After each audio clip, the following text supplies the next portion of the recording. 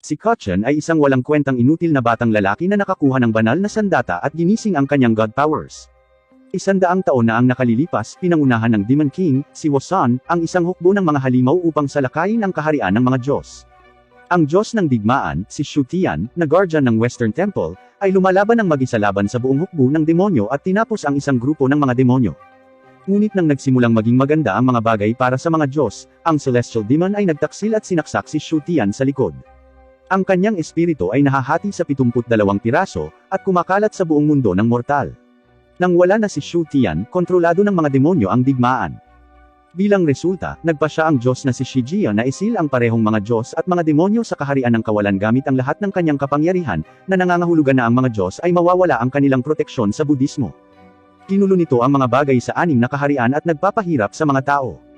Para maayos ito, kailangan nila ng kapangyarihan ni Shu Tian para sirain ang selyo at iligtas ang mga Diyos, na ibabalik ang Budismo. Sa kasalukuyan, sa isang disyerto, mayroong isang maliit na bahay na nanginginig dahil sa malakas na hangin. Sa loob, may 2 magkapatid, sina Zin at Kachan. Sinabihan ni Zin, ang nakakatanda, si Kachan na tumahimik dahil paprotektahan sila ng kanilang ama. Lumalala ang hangin, at inilagay ni Zin ang kanyang magaan na kapatid sa isang basket, nagmamadali silang lumabas ng cabin bago ito bumagsak dahil sa landslide.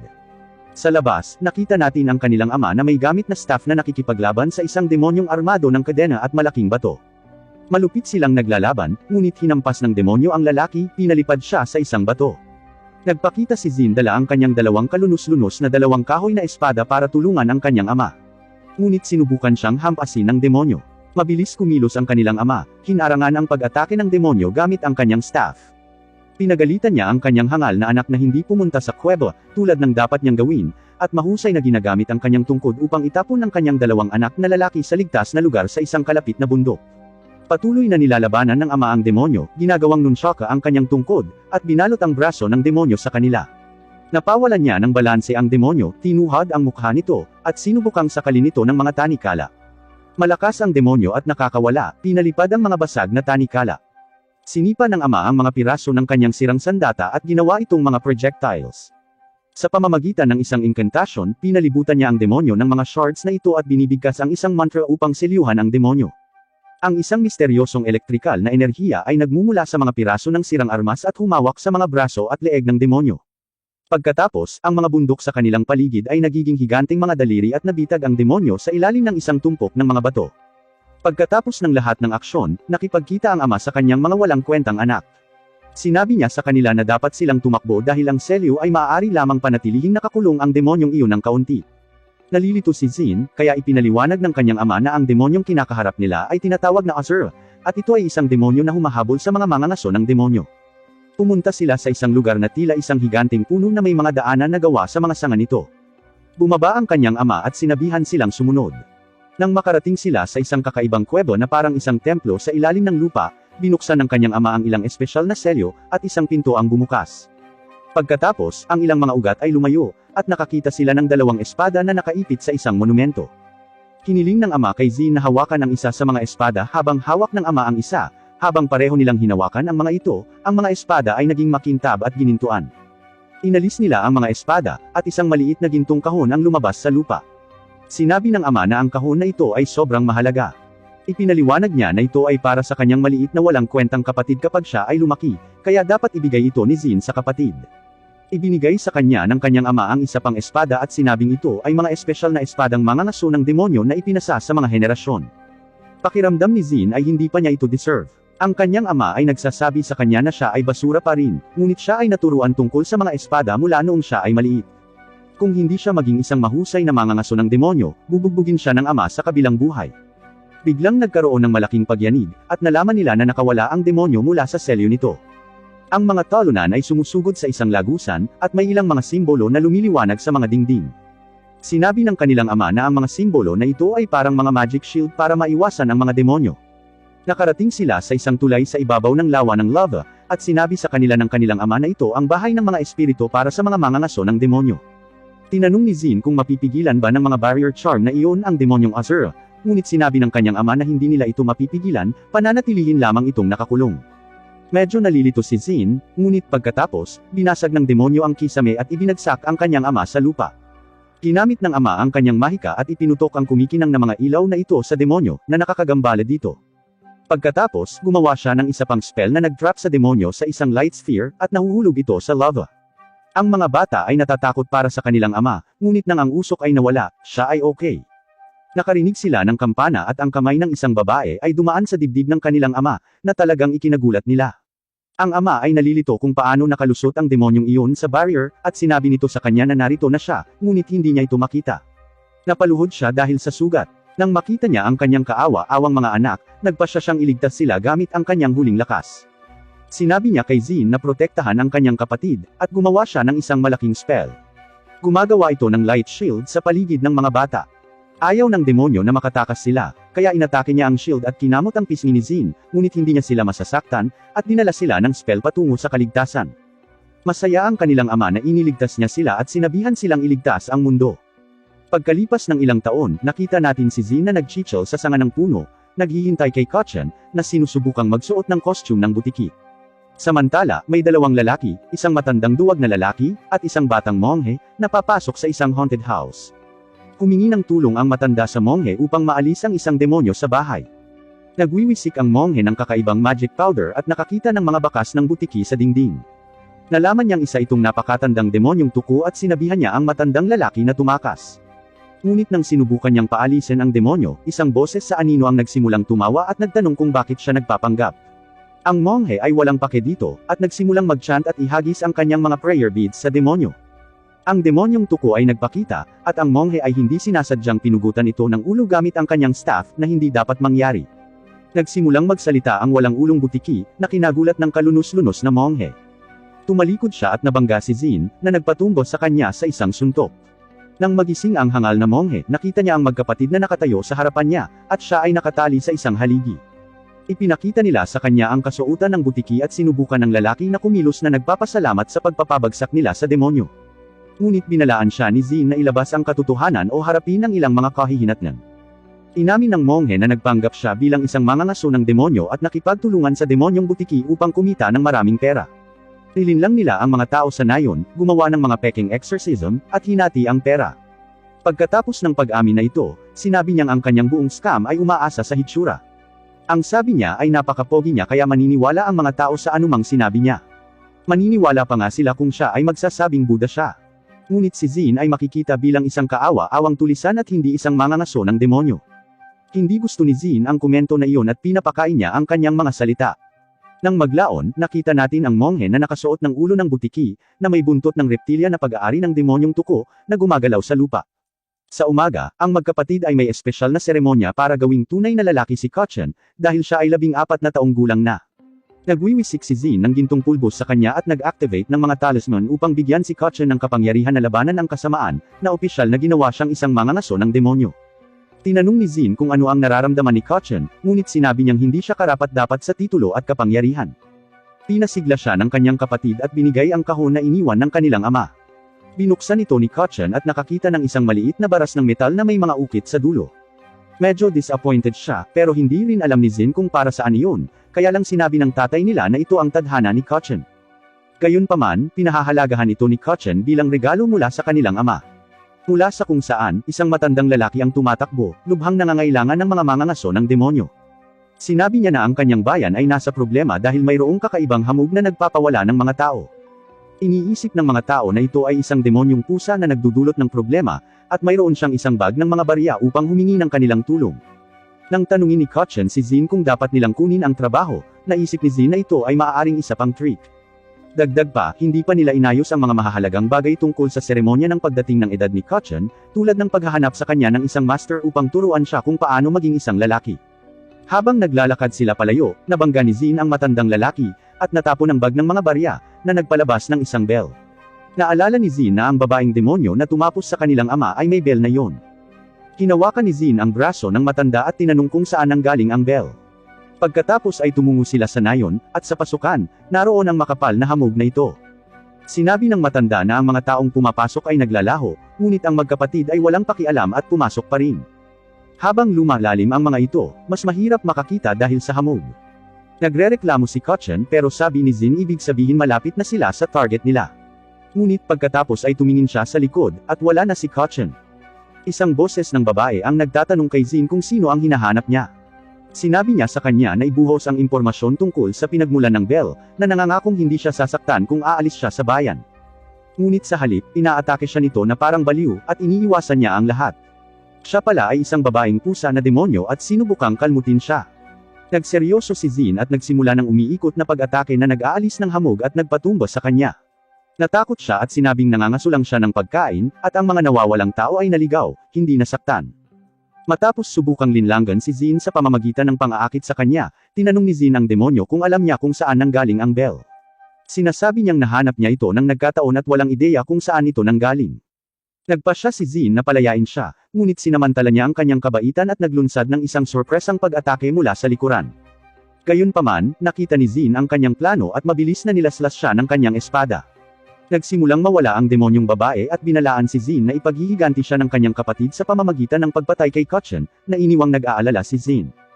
Sa kabilang banda, nakaharap ni Kotchen ang isang lalaking demonyong pusa na nagpapalipad sa kanya gamit ang isang pag-atake. Ang demonyo ay bigo, iniisip na ang mga mangangaso ng demonyo ay magiging mas malakas, ngunit sa halip, siya ay nakahanap lamang ng isang hangal at mahinang bata. Nagalit si Kotchen nang marinig niya ito at kumuha ng stick mula sa lupa upang hamunin ang demonyo. Si Zin ay nanunood mula sa isang water tower, nakikita ito bilang huling pagsubok ni Kotchen bago magtapos. Ang demonyong pusa ay naglulunsad ng ilang pag-atake, ngunit hinaranggan sila ni Kotchen gamit ang kanyang improvised na sandata. Sinabihan siya ng demonyo na walang kabuluhan ang makipaglaban dahil malamang tinapos na ng kapatid niya si Zin. Alam ni Kotchen na talunan din ang kanyang kapatid, ngunit hindi siya matatalo. Nagawa niyang mapatama ang ilang pag-atake sa demonyo, na ikinagalit nito. Ang demonyo ay nagpapataas ng bilis nito, naghatid ng ilang hiwa, at nabali ang patpat ni Kotchen. Naghahanda si Zin na makialam, ngunit napansin ni Kotchen ang walang kwentang bagay na ibinigay sa kanya ng kanyang ama. Ito ay kumikinang, humahaba, at nagiging isang gintong tungkod, na gumising sa kanyang tunay na kapangyarihan.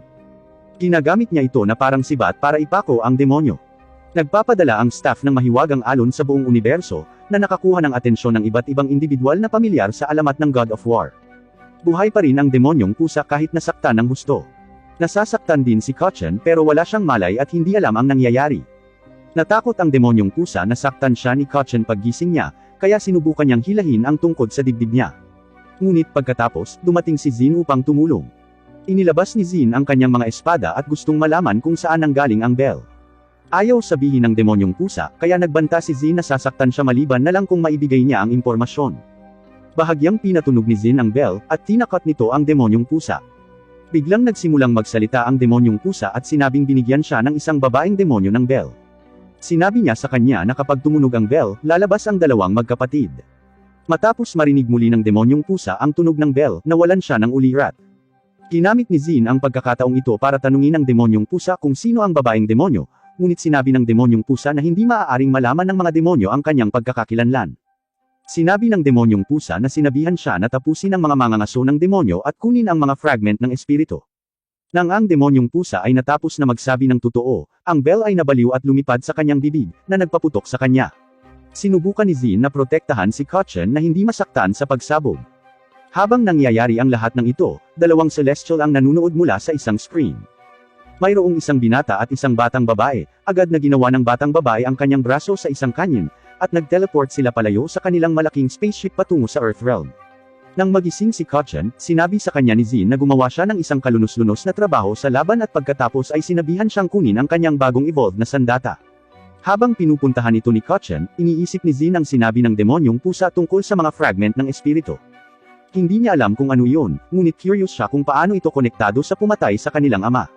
Habang sinusundo ni Kotchen ang staff, bumalik ito sa orihinal nitong maliit na sukat. Ipinakita niya ito kay Zin, na tumatawa lang dahil hindi nila alam kung paano palakihin ito tulad ng dati. Ngunit ang kanilang sandali ay nag-ambala ng dalawang celestial mula kanina. Napansin nila ang batang babae na nakasuot ng maskara ng baboy, tinanong ng batang babae ang kanyang kasama tungkol sa mga pagkakataon na ang staff ang kanilang hinahanap. Sa pamamagitan ng kanyang screen, pinag-aaralan niya ang magkapatid at ang maliit na staff sa mga kamay ni Kotchen, na nagpapatunay na ito ang kanilang hinahanap, kaya't nilapitan nila ang magkapatid. Si Zin, kahit na malubhang nasugatan sa nakaraang pagsabog, ay sinubukang ipagtanggol ang kanyang kapatid ngunit hindi niya magawa. Sinubukan ni Kotchen na ipakilala ang kanilang sarili, na nagsasabing sila ay mga mangangaso ng demonyo na inupahan ng punong nayon upang alisin ang mga demonyo sa nayon. Inutusan ng dalaga si Kotchen na ibigay sa kanila ang staff na hawak niya. Nang makita ang intensyon ng mga estranghero, sinabi ni Zin na kung gusto nila ang staff, kailangan nilang dumaan sa kanya. Mabilis niyang inatake ang babae gamit ang kanyang espada, ngunit nagawa niyang itumba ito sa pamamagitan ng paghampas sa kanya ng kanyang kanyin. Nagmamadali si Kotchen sa kanyang kapatid upang suriin siya, at ang batang babae ay nagbanta na babarilan sila kapag hindi nila ibinigay ang staff. Hindi naman talaga natatakot ang magkapatid. Nagsimulang makipagtalo si Zin sa babae, tinawag siyang ulo ng baboy na ikinagalit niya. Ngunit pumasok ang binata at itinigil ang laban. Sinabi niya na ayaw nilang makasakit ng sinuman at gumamit ng spell mula sa kanyang screen pad, upang gamutin ang mga sugat ni Zin. Dahil bumuti ang pakiramdam ni Zin, tinanong niya kung sino sila at bakit gusto nilang nakawin ang staff ng kanyang kapatid.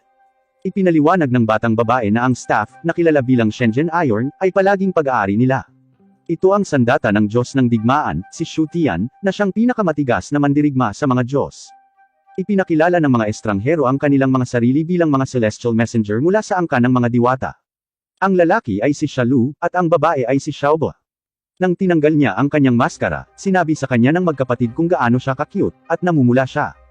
Hinihiling nila sa mga weirdo na magpaliwanag pa tungkol sa kung ano ang nangyayari.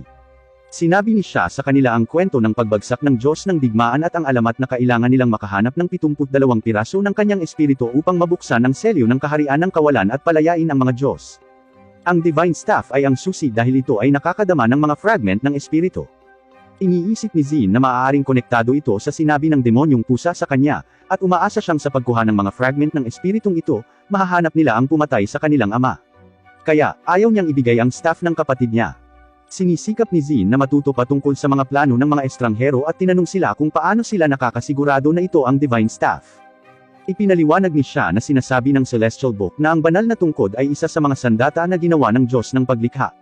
Kapag ito ay nagising, ito ay naglalabas ng isang malakas na enerhiya na maaaring kumalat sa 6 na kaharian, at kung paano nila ito natagpuan. Nakagulat ito kay Kotchen, at sinabi ni siya na hindi lang ang mga Diyos ang nakaselyo sa kaharian ng kawalan. Naroon din ang Demon King na si Wosan at ang kanyang hukbong demonyo. Nararamdaman din ng mga tagasunod ng Demon King ang enerhiya. Hindi pa rin sigurado si Zin kung mapagkakatiwalaan nila ang mga weirdong ito, na ang mundo ay magulo at mapanganib. Sinasabi niya sa kanila na walang mapagkakatiwalaan sa mga araw na ito.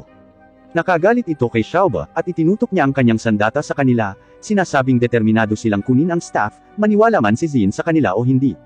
Pero pinigilan siya ng kaibigan niya. Nagpatuloy si Xiaobo, na nagsasabi na kung hindi nila mabubuhay ang Diyos ng digmaan at mabuksan ang selyo ng mga Diyos, mananatili sa kaguluhan ng mundo. Kung ang mga demonyo ay unang makarating dito at pinakawalan ng hukbo ng demonyo, ito ang magiging katapusan ng mundo. Tinanong ni Kotchen kung ang pagbibigay sa kanya ng staff ay magliligtas sa mundo, at ipinangako niya na kung mahanap nila ang lahat ng mga fragment at bubuhayin ang Diyos ng digmaan, babalik ang kapayapaan sa 6 na kaharian. Kaya, pinagkakatiwalaan siya ni Kotchen at ibinigay ang staff. Ibinalik ni Xiaobo ang kanyang kanyan pabalik sa kanyang braso, na nagpapakitang wala ng banta, at sinabing ito ay isang pangako. Nalungkot si Kotchen na ibigay ang staff, na regalo ng kanilang ama. Ngunit tiniyak siya ni Zin, sinabing susuportahan ng kanilang ama ang kanyang pinili. Iniisip ni Zin na ang pagsuko sa Divine Staff ay nangangahulugan ng pagkawala ng landas ng babaeng demonyo, ngunit ayaw niyang nasa panganib ang kanyang kapatid. Iminungkahi niya na puntahan nila ang punong nayon para sa kanilang gantimpala at isang party para kay Kotchen. Habang papaalis na sila, nagalit si Xiaobo dahil peke ang staff. Binawi ito ni Kotchen mula sa kanya, at ito ay naging isang gintong tungkod muli. Ikinagulat niya ito dahil nagiging iron ito sa tuwing hawak niya ito. Paliwanag ni siya, 100 taon nang natutulog ang staff, at tanging may malinis na puso lamang ang makakagising nito, sa madaling salita, kabilang siya sa mga lansangan. Tila pinili nito si Kotchen bilang bagong may-ari nito. Pagkatapos ay idineklara ng nakakaawa na si Xiaobo na sasama sa kanila ang magkapatid, dahil, kung pipili ang staff ng may-ari, walang ibang makakagamit nito maliban kung wala na ang orihinal na may-ari. Tuwang-tuwa si Zin na tila kakampi ang tadhana, at doon nagsimula ang kanilang paglalakbay kasama ang dalawang celestial beings. Pagkatapos nilang makuha ang kanilang gantimpala para sa pagligtas sa nayon, lahat sila ay sumakay sa isang sasakyan na ipinatawag ni siya, na lubos na nakamangha sa magkapatid nang makita nila ito. Sa sasakyan, ang magkapatid ay nagpipiesta at kinakain ang lahat ng karne na ibinigay sa kanila. Nakakagalit ito sa hangal na si Xiaobo, dahil kumakain sila na parang ilang taon na silang walang pagkain. Tinutokso siya ni Zin, papayat daw siya tulad niya kapag hindi siya kakain. Ipinagpatuloy niya ang panunukso sa kanya sa pamamagitan ng hindi pagbibigay sa kanya ng huling piraso ng karne. Ngunit pagkatapos, ang sistema ng babala ng sasakyan ay nagsasabi sa kanila tungkol sa isang balakid na kailangan nilang iwasan. Lumihis ang sasakyan para makaligtaan ito at muntik na nilang mabangga ang isang babaeng nakahandusay sa gitna ng disyerto. Pumunta si Zin upang suriin, at nakita niya ang isang babae sa lupa. Nang makalapit siya, nakita niyang talagang nasaktan ito at dumudugo ang tiyan. Naghahanda siyang dalhin siya sa sasakyan, ngunit ayaw ni Xiaobo na magpasakay ng hindi kilalang tao. Si Zin, bilang isang mangangaso ng demonyo, ay hindi maaaring mag-iwan ng nasugatan na tao. Nagtataka pa nga siya kung nagseselos si Xiaobo dahil mas maganda ang figure ng ginang sa kanya. Dahil dito, medyo natahimik si Xiaobo, at nagtanong siya kung hindi ba nagtataka si Zin na nag-iisa ang ginang sa gitna ng disyerto. Mayroon silang kaunting pagtatalo, ngunit sa wakas ay nagpasya silang tulungan ang babae. Nang maglaon, nagpasalamat ang babae sa kanilang tulong, ngunit sinabi sa kanya ni Xiaobo na kung ayos na siya, dapat siyang umalis. Gaya ng dati, nagsimulang magtalo sina Zin at Xiaobo, habang binibigyan ni Kochen ang babae ng isang baso ng tubig.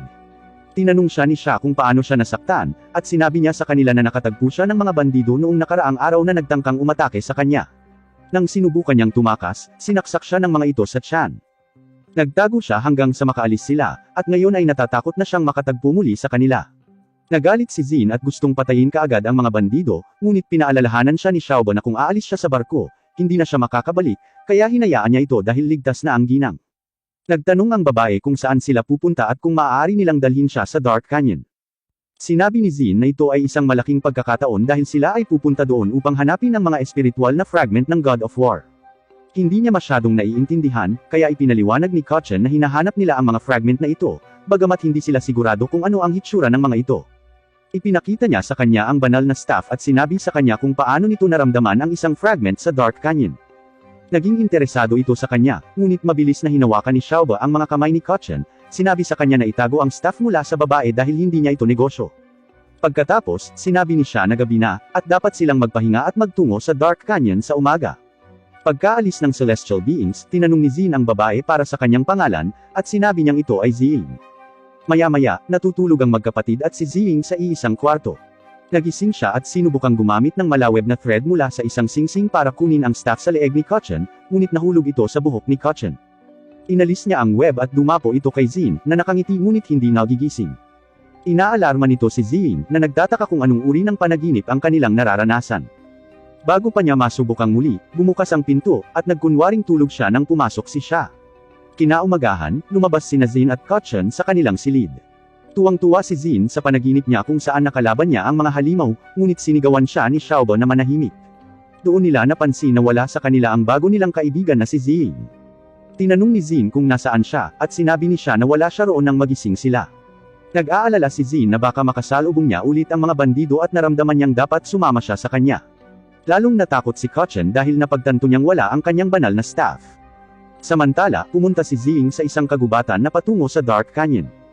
Sa pagbabalik sa nakaraan, natagpuan niya ang kanyang sarili sa isang kuwebo na napapalibutan ng 2 demonyo at ilang bandido.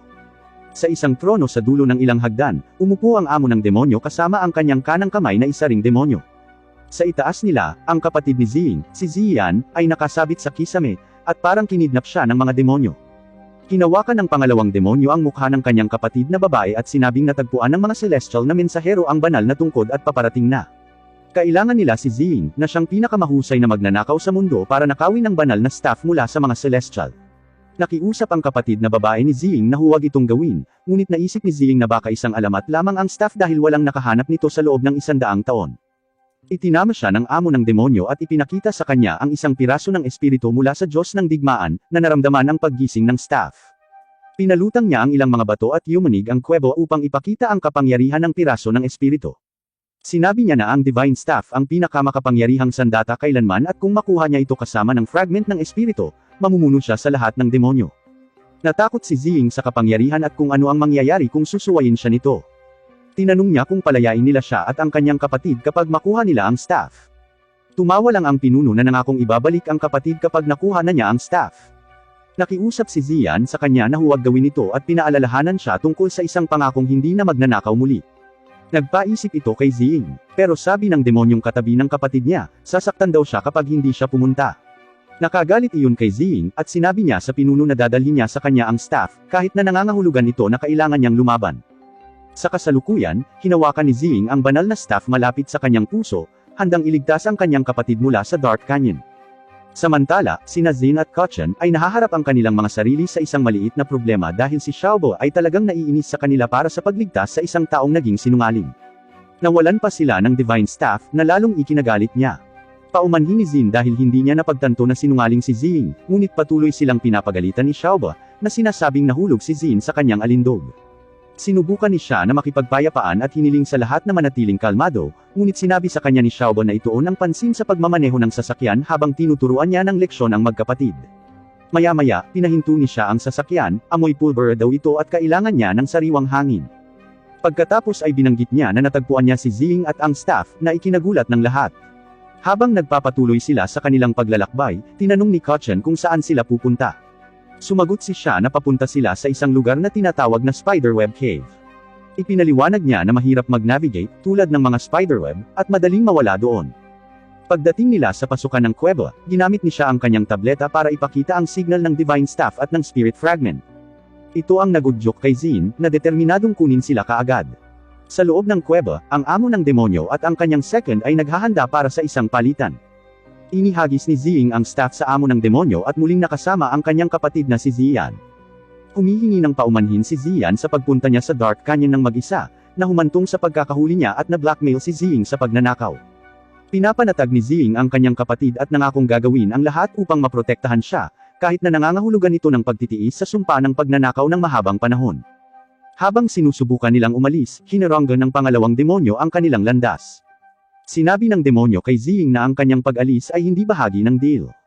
Inaatake siya ni Ziying gamit ang kanyang web thread, ngunit iniwasan niya ito.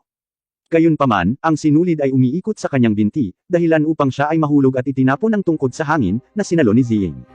Ang pangalawang demonyo ay sumugod kay Ziying, ngunit ginamit niya ang staff at sinubukang palawigan ito. Natatakot ang demonyo, ngunit walang nangyari. Pagkaraan ng ilang sandali, itinutok niya ang sinulid sa mukha ng demonyo, at panandalian itong nabulag. Sinamantala ng dalawang magkapatid na babae ang pagkakataong ito para tumakbo, ngunit si Ziyan ay natitisid at nadapa. Kahit na sinabihan siya ng kanyang kapatid na umalis nang wala siya, nananatili si Ziying upang protektahan siya. Habang papalapit ang mga demonyo, bumaril si Ziying ng isa pang web, ngunit pinutol ito ng pinuno gamit ang kanyang espada at sinubukang umatake. Nagawa ni Ziying na itulak ang kanyang kapatid sa paraan ng kapahamakan sa tamang oras, na halos umiwas sa pag-atake. Si Ziyan ay natatakot ngunit sinusubukang lumaban sa ibang demonyo, kahit na siya ay masyadong mahina. Samantala, patuloy na nakikipaglaban si Ziying sa amo ng demonyo. Ginagamit niya ang kanyang web upang mabitag ang demonyo na malapit ng saktan ang kanyang kapatid sa isang pader. Sinabihan siya ng amo ng demonyo na manatiling nakatutok at patuloy na inaatake siya. Sinusubukan niyang iwasan ang mga galaw nito at gamitin ang kanyang mga kapangyarihan sa web, ngunit ginulat siya nito ng isang rock spell na nagpatumba sa kanya. Si Ziyan ay talagang natakot at pumunta upang tingnan ang kanyang kapatid na babae.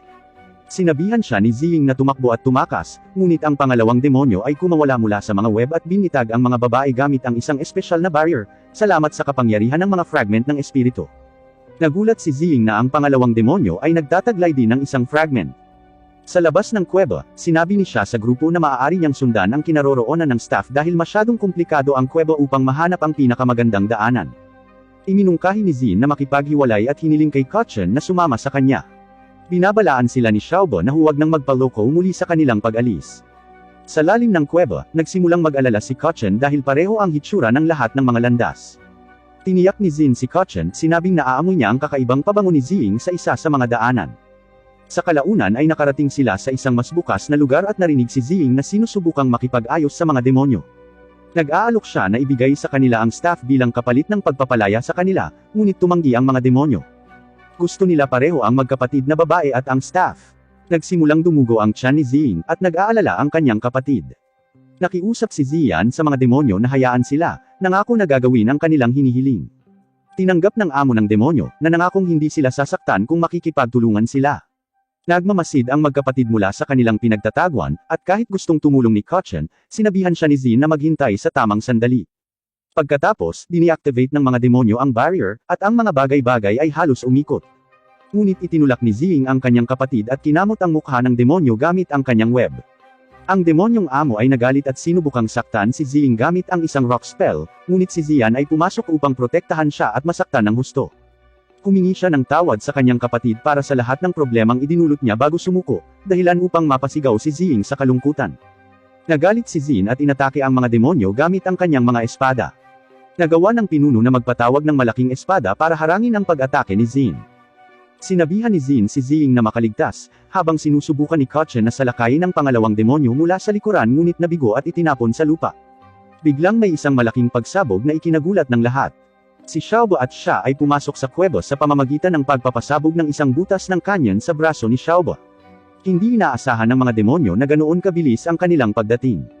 Sinubukan ni Xiaobo na barilin si Ziying, ngunit napigilan ni Zin ang putok, na naging dahilan upang ito ay sumabog sa kisame ng kuweba. Nagalit si Xiaobo at sinubukang umatake muli, ngunit pinigilan siya ni Kochen at sinubukan siyang pakalmayin. Sinabi sa kanya ni Kochen na may isang bagay na hindi nila alam tungkol kay Ziying, ngunit iniisip ni Xiaobo na pareho silang nababaliw. Pagkatapos ay napansin niya ang dalawang demonyo na protektado ng isang mahiwagang barrier. Nalaman ni siya na ginagamit ng mga demonyo ang fragment ng espiritu ng God of War. Tinutuya ng pinuno ang grupo, sinasabing hindi sapat ang kanilang kanyon para talunin sila. Sinabihan siya ni Xiaobo na huwag masyadong kumpiyansa habang naghahanda siya sa pagbaril, habang sinabi ni Zin kay Ziying na kunin ang kanyang kapatid at umalis. Hinihiling din niya kay Kochen na tulungan siya. Sinubukan ng pangalawang demonyo na pigilan sila, ngunit nagbanta si Zin na tatapusin siya kapag gumawa siya ng isa pang hakbang, na nagpahinto sa kanya. Napagtanto ng demonyo na ang mga espada ni Zin ay mga espadang pumapatay ng demonyo. Tinatawag ng pinuno ang kanyang mga alipores, na nakapaligid sa grupo. Si Xiaobo ay hindi natatakot sa lahat, tinutuya niya ang pinuno at tinawag itong mahina. Talagang ikinagalit ito ang pinuno, na nagutos sa kanyang mga alipores na umatake. Nang hindi pinagpapawisan, hiniling ni Xiaobo kay siya na harapin sila. Ginagamit ni siya ang kanyang tablet para magpatawag ng malaking hanging buhawi, na nagpapadala ng maraming bandido na lumilipad palabas ng kuweba. Nakagulat ito sa mga demonyo, at silang dalawa na lang ang natitira sa kanilang grupo. Namangha sila sa kapangyarihan ng celestial beings.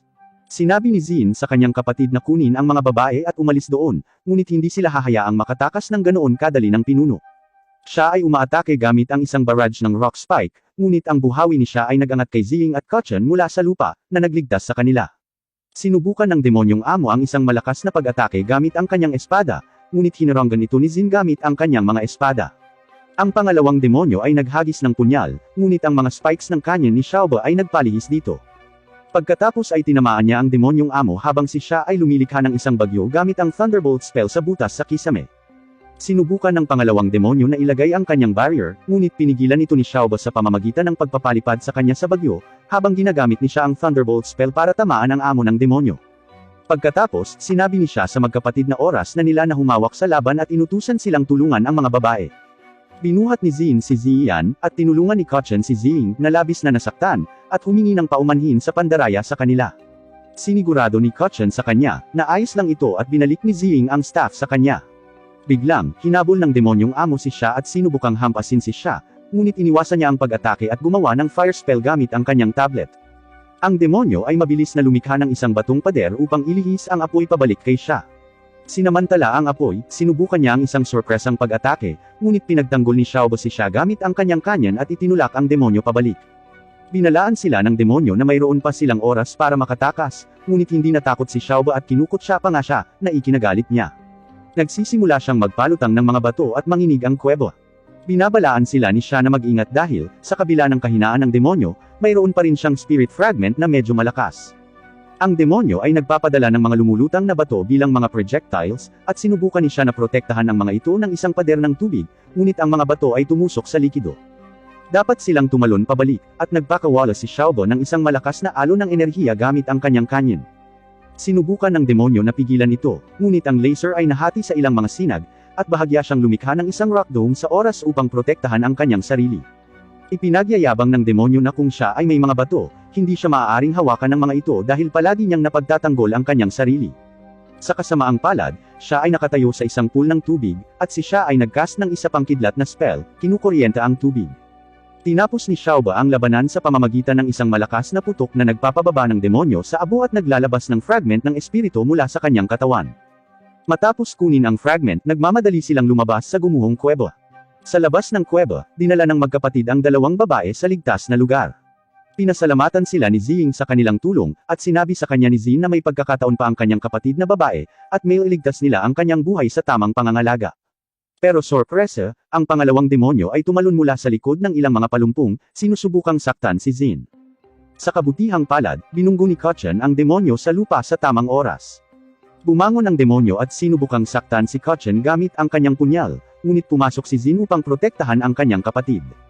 Hinahamon ng demonyo si Zin sa isang tunggalian para makita kung kaninong mga espada ang mas mabilis. Sa panahon ng laban, ang demonyo ay gumagalaw ng mabilis, na tila marami siyang mga braso, at siya ay mas mabilis kaysa kay Zin. Bahagya pa niyang hiniwa si Zin, at dahil sa pagdurugo, nagsimulang malabo ang paningin ni Zin. Para tulungan si Zin, sinugod ni Kotchen ang demonyo para pigilan siya sa pwesto para matamaan siya ni Zin. Ngunit sinimulang hampasin ng demonyo si Kotchen. Nang subukan ni Zin na tumulong, naglagay ng harang ang demonyo para mabitag siya at sinipa si Kotchen. Nakagalit ito kay Zin, at sinimulan niyang sirain ang barrier. Pagkatapos, napansin ng demonyo ang mga espesyal na espada ni Zin, ngunit nag-ambala siya nang sinubukan ni Zin na tumulong sa pamamagitan ng paggamit ng kanyang web sa demonyo. Nakalulungkot, ang demonyo ay madaling pumutol sa web. Dahil mahina pa rin siya, muling nag-focus ang demonyo kay Zin, gamit ang isang spell para dahan-dahan siyang gawing estatwa sa pamamagitan ng paggawa ng kanyang mga braso at binti sa bato. Habang nangyayari ito, sinabihan ni Zin si Kotchen na tumakas kasama ang mga babae at hahabol siya mamaya. Ngunit hindi siya iiwan ni Kotchen at sinimulang suntukin ang harang na nasaktan ang kanyang mga kamay. Nang makita si Kotchen na ganito, pinalipad siya ng demonyo at tinutuya si Zin, sinasabing dapat niyang sabihin ang kanyang mga huling salita. Pakiramdam ni Kotchen ay walang magawa at umiiyak dahil lagi siyang nangangailangan ng magtatanggol sa kanya. Ngunit pinaalalahanan siya ni Zin na natalo niya ang demonyong pusa at magiging mahusay siyang mangangaso ng demonyo balang araw. Biglang nagliwanag na may gintong liwanag ang staff na nakasabit sa leeg ni Kotchen, at nagiba rin ang kulay ng kanyang mga mata. Sa isang malakas na pag-atake, binasag niya ang barrier gamit ang staff. Pinalipad siya sa pamamagitan ng puwersa at sinipa rin ng demonyo, na sinubukang kunin ang staff. Ngunit nang hawakan ito ng demonyo, ang staff ay nagiging maliit at metal muli. Ang petrification ni Zin ay unti-unting nawawala habang pinupuntahan niya ang isang nasugatan na Kotchen, na nagsasabing siya ay nakahinga ng maluwag sa pagtulong sa kanya na makawala mula sa barrier bago siya nahimatay dahil sa pagod. Ang demonyo ay nalilito sa pagbabago ng staff at sinusubukang palakihin itong muli gamit ang iba't ibang mga parirala, ngunit hindi ito gumana. Hindi pinapansin ang laban, nagawa ni Zin na putulin ang braso ng demonyo, at napasigaw ang demonyo sa sakit habang sinusubukan niyang gamitin ang kanyang sobrang bilis para ipagtanggol ang sarili, ngunit sa pagkakataong ito ay mas mabilis si Zin. Ang demonyo ay biglang nakakita ng isang flash ng isang maputing buhok na may parehong mga espada. Sa isang mabilis na hiwa, pinaluhod ni Zin ang demonyo. Ipinahayag ng demonyo na siya ay isang tao at sinabing ang mga mangangaso ng demonyo ay hindi maaaring pumatay ng mga tao. Ngunit sinabi ni Zin na ang masamang aksyon ng demonyo ay hindi sumusunod sa mga patakaran. Sinabi ng demonyo na naaalala niya kay Zin ang dating master ng dual sword user. Inihayag ng demonyo na mahigit 12 taon na ang nakalilipas, isang misteryosong babae ang nagutos sa kanya na hulihin ang dalawahang espada na mangangaso ng demonyo, at hinarap niya ang mangangaso na iyon ngunit malinaw na natalo. Nakapagtataka, pinakawalan siya ng mangangaso ng demonyo, at pagkatapos makipag-usap sa babaeng iyon, hiniling niya sa kanya na huwag nang patawarin ang Escremador. Iniisip niya kung nagsisisi pa ba ang mandirigmang iyon na pinakawalan siya. Si Zin, gamit ang kanyang espada sa lalamunan ng lalaki, ay nagtanong tungkol sa misteryosong babae, ngunit ang demonyo ay nagsasabi lamang na ito ay tadhana. Pagkatapos, tumunog ang isang bell, at ang demonyo ay bumagsak na patay, na naglabas ng isa pang fragment ng espiritu. Nang gabing iyon, pabalik sa sasakyan, sinubukan ni siya na pagalingin si Ziyan, ngunit sa kabila ng kanyang pagsisikap, sinabi niya kay Ziying na masyadong malala ang mga pinsala ng kanyang kapatid para sa pagpapagaling ng celestial magic. Si Kotchen ay labis na nabalisa at napayak. Nagsisisi si Ziying na hindi niya nailigtas ang kanyang kapatid, ngunit sinabi ni siya na may ibang paraan. Maaari nilang selyuhan ang espiritu ng kanyang kapatid at gamitin ang kapangyarihan ng mga Diyos para pagalingin ito mamaya. Kailangan nilang ihiwalay ang kanyang espiritu sa kanyang katawan, at bubuhayin siyang muli sa ibang katawan pagdating ng panahon. Pumayag si Ziying, at inilagay ni siya ang espiritu ng kanyang kapatid sa singsing ni Ziying. Sa labas, nagtataka si Kotchen kung bakit siya pinili ng staff. Lumilitaw si Zin at ibinalik ang staff, na nagsasabing si Kotchen ay may hindi pa nagagamit na potensyal. Hiniling niya kay Kotchen na maniwala sa kanyang sarili at ipinaliwanag na maililigtas nila ang kapatid ni Ziying sa pamamagitan ng isang spell kung mahahanap nila ang lahat ng mga fragment ng espiritu at ililigtas ang mga Diyos. Si Kotchen ay naudyukan at nagmamadaling bumalik sa sasakyan pagkatapos siyang tawagin ni Xiaobo. Iniwan na mag-isa, iniisip ni Zin ang mga salita ng demonyo tungkol sa dating gumagamit ng dalawahang espada. Sa loob ng sasakyan, ibinibigay ng mga Celestial kay Kachan ang mga fragment ng espiritu na kanilang natagpuan, na sinisipsip ng banal na staff. Binalaan ni Xiaobo si Kachan na huwag itong mawala muli. Dumating si Zin, at oras na para ipagpatuloy ang kanilang paglalakbay. Gusto ni Zing na sumama sa kanila at naniniwala siyang makakatulong siya. Masaya siyang tinanggap ni Zin sa team, sa kabila ng karaniwang negatibong reaksyon ni Xiaobo. Sa wakas ay sinasamahan niya sila sa kanilang paglalakbay. Kinabukasan, dumating sila sa isang bagong lungsod, na puno ng mga pabrika. Nilalagnat si Kachan at hindi mapigilan ang pag-ubo dahil sa sobrang init. Tinanong ni Zin kung may mga spell siya na magpapalamig sa kanya, at ipinaliwanag ni siya na nasipsip ng staff ang dalawang spirit fragment ng sabay-sabay, na mahirap para kay Kachan. Ngunit nang narating nila ang tindahan ng Earth God, bibigyan nila siya ng espesyal na gamot, at magiging maayos siya pagkatapos nito. Lumabas ng sasakyan si Zing na nakasuot ng magaan na damit dahil sa init. Nagseselos at nagagalit si Xiaobo dahil sa tingin niya ay mukhang mapang-akit si Zing, ngunit hindi ito pinansin ni Kachan. Naglalakad sila sa mga kalye at nakita ang tindahan na kanilang hinahanap. Nagulat si Zin dahil hindi ito mukhang tindahan ng Earth God. Mas parang tindahan ng damit. Hindi siya sigurado kung makakahanap sila ng gamot doon, ngunit iminungkahi ni siya na tingnan nila ito. Sa loob, sumigaw si Xiaobo para makuha ang atensyon ng tindero. Siya ay isang kakaibang matandang lalaki na mabilis na napansin na sila ay Celestial. Pagkatapos ng kaunting pagkalito at suntok mula kay Xiaobo, dahil tinitingnan niya si Zing, sineseryoso sila ng tindero. Ipinaliwanag niya na dahil sa kaguluhan sa Celestial Realms, mas kaunting mga Celestial na customer ang dumating sa kanyang shop, kaya nagsimula siyang magbenta ng mga mortal na produkto para mabuhay. Pinindot niya ang isang pindutin, at ang tindahan ay nag-transform sa isang tindahan ng gamot. Mabilis na umorder si Xiaobo ng ilang mahiwagang beans na tinatawag na senzu beans, na ibinigay niya kay Kachan upang maibsan ang kanyang sakit. Humanga si Zin at gusto ring bumili ng ilan, ngunit nadismaya siya nang malaman niyang nagkakahalaga ito ng 2 Celestial coin, na 2 bilyong pera ng tao.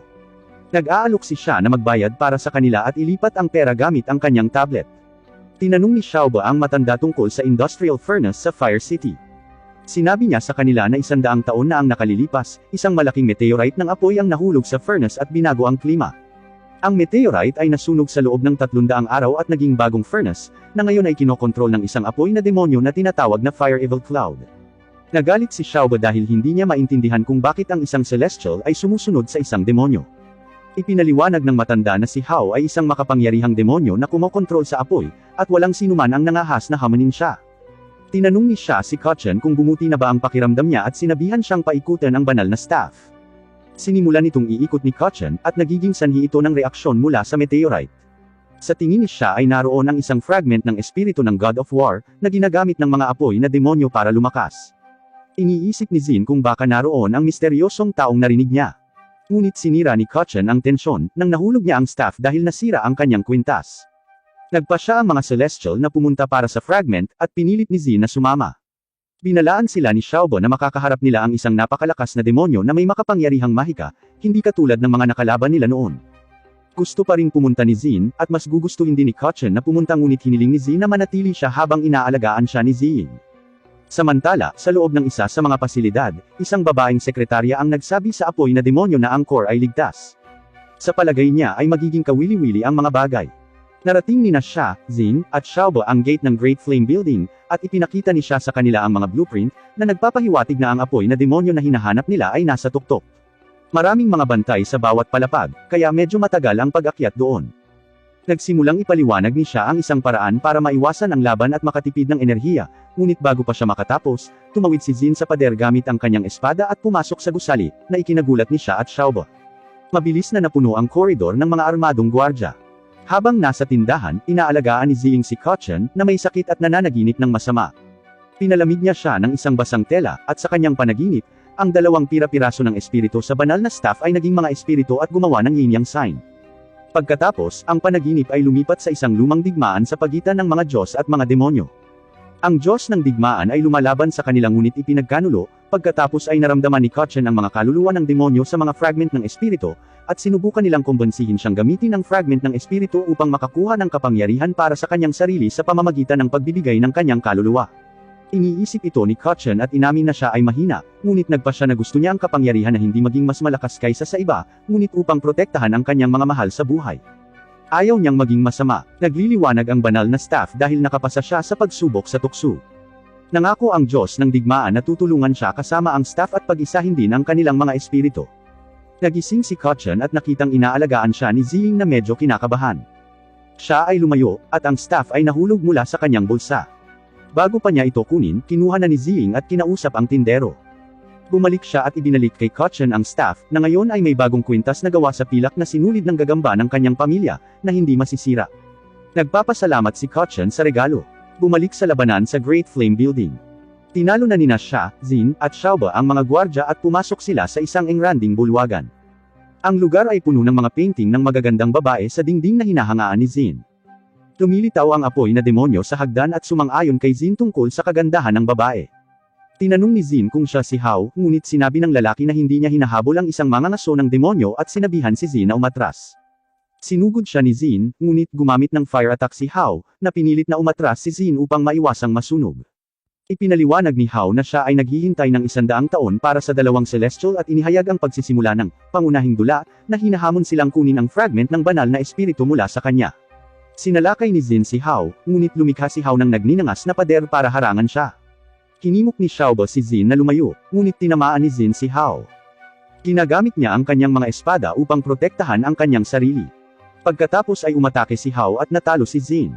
Ngunit biglang pumasok si siya at gumamit ng wind spell para mahuli si Zin, na pinipigilan ang higit pang pinsala. Binabalaan ni siya si Hao na ang nagninangas na kapangyarihan sa kanyang katawan ay maaaring magpalabas ng apoy na meteorite na makakasama sa lungsod. Iminumungkahi ni siya na kung isuko ni Hao ang kanyang plano, ang meteorite ay maaaring ganap na mapalamig. Gayunpaman, ipinahayag ni Hao na kailangan niya ang dugo ng dalawang celestial beings, para sa isang ipinagbabawal na spell ng apoy. Napagtanto ni siya na ang intensyon ni Hao ay lumikha ng isang ipinagbabawal na jutsu gamit ang kanilang dugo, at salakayin ang celestial na palasyo sa kalawakan bilang isang gawa ng paghihiganti. Bilang tugon sa kabaliwan na ito, nagpasya si Xiaoba na harapin si Hao mismo. Walang humpay niyang pinaputukan siya ng malaking kanyin. Sa kasamaang palad, ang kanyang mga pag-atake ay hindi epektibo, dahil pinuprotektahan ni Hao ang kanyang sarili gamit ang isang force field at gumanti sa pamamagitan ng pag-atake sa kanyang kanyin. Sa kabila ng kanyang mga pagsisikap na ipagtanggol ang kanyang sarili, ang isang maapoy na letigo ay bumibitaw sa kanyang sandata, pinainit ito hanggang sa ito ay mawala ng silbi. Bago ito sumabog, hiniling ni Xiaoba kay siya na palamigan ito, at sinubukan niya gamit ang isang water spell. Gayunpaman, ang tubig ay nag-evaporate nang hinawakan ang nagninangas na latigo. Kinukutsa siya ni Hao at sinabing inaasahan niyang medyo mapipinsala siya. Nang marinig ito, nakaramdam si Xiaoba ng kawalan. Huminto si Zin at nagpahayag na haharapin niya si Hao, kahit na hindi niya alam ang mga detalye ng ipinagbabawal na spell ng apoy. Dahil nangangailangan ito ng dugo ng mga immortal, hindi niya maaaring hayaang makamit ni Hao ang kanyang layunin. Kinarangan ni Zin ang isang bola ng apoy na nakatutok kay Xiaoba gamit ang kanyang mga espada, dahil ang kanyang mga espada ay maaaring lumaban sa apoy sa maikling panahon. Pagkatapos, sinabihan ni Zin sina Xiaoba at siya na umalis at humingi ng tulong sa matanda sa tindahan para makabuo ng mas magandang plano. Si Xiaoba ay bigo ngunit sinunod si Zin, at sila ni siya ay mabilis na tumakas sa eksena. Sa panahon ng matinding labanan, ang mga taong naninirahan sa lungsod ay nagsimulang makaramdam ng kakaibang pagyanig at makakita ng mga apoy na lumalabas mula sa tuktok ng industrial furnace. Namuo ang takot habang ang mga nagninangas na projectile ay nagsimulang umulan mula sa langit. Sina Ziying, Kotchen, at ang nakatatanda ay saksi sa kaguluhang ito. Ipinaliwanag ng matanda na ang furnace ng lungsod ay muling naisaaktibo dahil sa apoy ng demonyo. Lalong nag-aalala si Kotchen, sa takot na baka may mangyari kay Zin. Sa loob ng gusali, ipinagpatuloy ni Zin ang kanyang pakikipaglaban sa demonyo, na patuloy na naghahagis ng mga bolang apoy sa kanya. Bilang isang matalinong distraction, ibinato ni Zin ang isa sa kanyang mga espada sa demonyo, ngunit ang demonyo ay walang kahirap-hirap na umiwas dito. Gayunpaman, nagawa ni Zin na matamaan mula sa likuran, sa pag-aakalang siya ay nagtagumpay. Ngunit nililinlang siya ng demonyo sa pamamagitan ng paglikha ng isang kopya ng kanyang sarili, hinuli si Zin sa mga paagamit ang isang maapoy na letigo at hinahampas siya sa lupa. Pinagalitan ng demonyo si Zin sa pagsasakripisyo ng kanyang sarili para protektahan ang mga celestial na nag-iwan sa kanya. Na may ngiti sa kanyang mukha, sinabi ni Zin sa demonyo na hindi niya isinasakripisyo ang kanyang sarili para sa sinuman. Gusto niya lang siya ang makatatalo sa demonyo. Sa kabila ng ilang mga pagtatangka na hampasin ang demonyo, lahat ng pag-atake ni Zin ay naiwasan. Mabilis na humakbang pasulong ang demonyo at naghatid ng malakas na suntok sa tiyan ni Zin, pinalipad siya, at bumagsak sa pader. Sinabi ng demonyo na walang katotohanan para kay Zin na isipin na kaya niyang manalo sa pamamagitan lamang ng kanyang mga espada, ngunit iginagalang niya si Zin sa mahabang pagtitiis at nagmumungkahi na siya ay karapat-dapat sa isang maapoy na libing. Ang demonyo ay naghahanda ng isang malakas na pag-atake ng apoy, ngunit sina siya at Xiaobo ay nailigtas si Zin sa tamang oras. Gumagawa si siya ng pader ng yelo upang harangan ang apoy, ngunit hindi ito nagtatagal habang nagsisimula itong matunaw. Inutusan ni siya si Xiaobo na kunin si Zin, at sa sandaling yun, nakatanggap si siya ng maliit na hiwa sa kanyang leeg. Hindi alam ang pinsala, nananatili siyang nakatutok sa pagliligtas sa kanyang mga kaibigan. Pagkatapos nito, nawala silang tatlo sa eksena sa gitna ng umiikot na alikabok at singaw. Mag-isa sa silid, nakita ng demonyo ang ilang patak ng dugo sa sahig. Nagpasya siyang isagawa ang kanyang plano, isang panunumpa na ginawa niya sa babaeng inilalarawan sa mga painting, ang kanyang asawa. Gamit ang dugo, gumuhit siya ng isang simbolo sa sahig, na nag-conjure ng isang mahiwagang pentagram. Pina-trigger nito ang furnace ng lungsod, na pinaandar ang fire meteorite habang nagsisimula itong tumaas sa hangin. Nakikita ito ng mga celestial at natakot, na pagtanto na ang ipinagbabawal na pamamaraan ay naisaaktibo. Sa tabi ng lumulutang na meteorite, ang demonyo ay tumatawa ng nakakatakot. Iginiit ni Xiaobo na dapat nila siyang pigilan, ngunit pinaalalahanan siya ni Xia, na ang kanyang kanyon ay sobrang init at walang silbi. Bukod pa rito, sa mortal na mundo, ang mga immortal na tulad nila ay maaari lamang gumamit ng 50% ng kanilang kapangyarihan, kaya imposibleng harapin ang demonyo. Gayunpaman, pinagtatalunan niya na kung hindi nila siya pipigilan, ang Immortal Palace ay nasa panganib. Napagtanto ni siya na ang Immortal Palace ay hindi nasa panganib dahil ang demonyo ay hindi sinasadyang gumamit ng ipinagbabawal na pamamaraan sa kabaligtaran. Dahil sa makabuluhang oras na lumipas mula noong bumagsak ang meteorite, nagbago ang komposisyon nito, na ginagawa itong hindi angkop para sa pag-activate ng ipinagbabawal na pamamaraan. Kahit na may tulak ito ng demonyo sa direksyon ng palasyo, malamang na maghiwa-hiwalay ang meteorite dahil sa sobrang init bago makarating sa destinasyon. Ang pinakamalamang na resulta ay ang meteorite ay masisira at bumabalik sa lungsod bilang isang mas maliit na meteorite. Ito mismo ang nangyayari, na nag-iiwan sa demonyo na naguguluhan habang nabigo ang kanyang plano. Nagpasya sina Xia at Xiaobo na kumonsulta sa matanda mula sa tindahan para sa isang solusyon. Ang kabiguan ng demonyo ay nagpagalit sa kanya, at ipinangako niyang lipulin ang lahat ng mga immortal. Samantala, sa lungsod, nagkakaroon ng takot habang ang mga tao ay nagkakagulo upang makatakas. Pinagmamasdan ni Kotchen at Ziying ang kaguluhan, nag-aalala sa kanilang mga kasama, ngunit comfort ni Ziying si Kotchen, tinitiyak sa kanya na magiging okay sila. Biglang, isang fragment ng meteorite ang halos tumama sa kanila. Agad silang dinala ng matanda sa isang kanlungan. Hinawakan ni Ziying ang kamay ni Kotchen, at sumunod sila, ngunit bumalik siya para tulungan ang isang batang babae. Malapit na nilang iniiwasan ang pagkadurog, at ginagamit ni Ziying ang kanyang mga sapot upang iligtas sila. Nakita rin nila ang mga celestial na tumatakbo palapit sa kanila, bitbit ang isang walang malay na si Zin. Magkasama silang tumungo sa kanlungan, naghahanap ng kaligtasan mula sa mga bumabagsak na meteorite. Sa kanlungan, nag-aalala si Kotchen sa kanyang kapatid na si Zin, ngunit tiniyak sa kanya ng matanda na magiging maayos si Zin dahil kumain siya ng senzu bean. Gayunpaman, kailangan pa rin ni Zin ng panahon para makabangon mula sa kanyang mga pinsala. Bagamat nasa kanlungan, ang patuloy na pagyanig ay patuloy na nakakatakot sa mga tao. Binanggit ni Ziying na hindi na magtatagal ang kanlungan. Samantala, pinag-iisipan ni siya kung paano na-control ng demonyo ang meteorite sa loob ng 100 taon kung ang enerhiya nito ay lubhang hindi matatag. Binanggit ng matanda na ang tanging kayamanan sa mortal na mundo na kayang tiisin ang sunog na iyon ay ang coolant core ng industrial furnace ng Fire City. Bilang tugon, agad na itinanong ni Xiaobo kung saan ito matatagpuan. Gayunpaman, sa kabila ng pagiging isang sage ng Earth na may kaalaman sa mga mahiwaga at banal na bagay sa lugar, hindi ma-detect ng Elder ang presensya ng core dahil sa underground barrier na itinakda ng mga demonyo mula sa Great Flame Fortress. Ang barrier na ito ay sinadya upang pigilan ang sinuman na mahanap ito. Kaya, nag-brainstorm sila ng isang plano para ma-access ang underground ng fortress para makuha ang coolant. Gayunpaman, naniniwala ang matanda na ang pag-alerto sa demonyo sa pamamagitan ng pagsisikap na kunin ito ng hayagan ay hindi matalino, dahil sa mabigat na bantay ng kuta. Iminumungkahi niya ang isang palihim na diskarte upang nakawin ito ng hindi natukoy. Sa puntong ito, lahat ng mata ay nabaling kay Ziying, na tila ang itinalagang magnanakaw. Nakonsensya siya sa muling pagnanakaw at paglabag sa kanyang panunumpa. Ipinaliwanag ni Kotchen na nanumpa si Ziying na hindi na magnanakaw muli dahil maaaring mawala ang kanyang buhay dahil dito. Ngunit tiniyak siya ng matanda, ipinaliwanag na ang sumpa ng tadhana na kanyang sinumpaan ay maaari lamang matupad ng isang beses, kaya hindi na siya makakaharap pa ng mga kahihinatnan. Bukod pa rito, dahil ang coolant core ay isang kayamanan ng immortal, ang pagbawi nito ay hindi maituturing na pagnanakaw. Nangangako rin siyang sasaluhin ang paghihirap nito kung may nangyaring mali dahil sa panunumpa. Bagamat napakasakit na ng pagkawala ng kanyang kapatid, pumayag si Ziying na tulungan ang kanyang mga kaibigan. Nagpasya siyang pumasok sa gusali sa pamamagitan ng mga duct ventilation, iniiwasan ang mga gwardya at ginamit ang kanyang singsing upang buksan ang isang maliit na hatch, na pinapabagsak ang dalawang gwardya sa silid ng pagbabantay. Nakita ni Ziying ang sekretarya ng boss sa isang screen at tumungo sa kanya. Sa isang mabilis na paggalaw, idinikit niya sa dingding ang hindi mapag-aalinlangan ng sekretarya upang kunin ang impormasyon tungkol sa lokasyon ng coolant.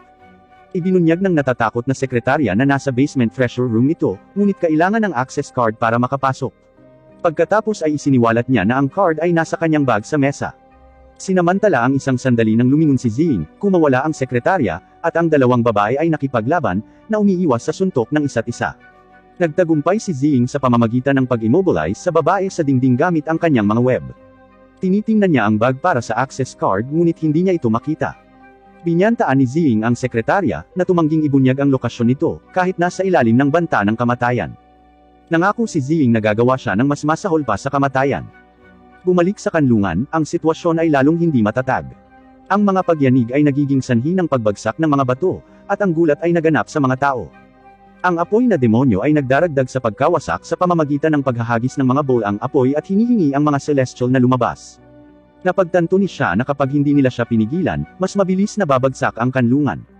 Nagpasya si Xiaobo na haharapin niya ang demonyo, kahit na hiniling ni Kachan sa kanila na hintayin ang pagbabalik ni Ziying. Ngunit hindi pinaplano ni Xiaobo na maghintay ng matagal. Tiniyak ni siya si Kachan, sinabing pipigilan ni Xiaobo ang demonyo para umabala ng oras para kay Ziying, at pupunta siya para tulungan siya.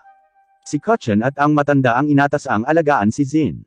Ang maliit na batang babae na iniligtas ni Kachan kanina ay nagtanong kung bakit aalis ang mga celestial, at ipinaliwanag niya na lalabanan nila ang mga masasamang tao upang tulungan sila.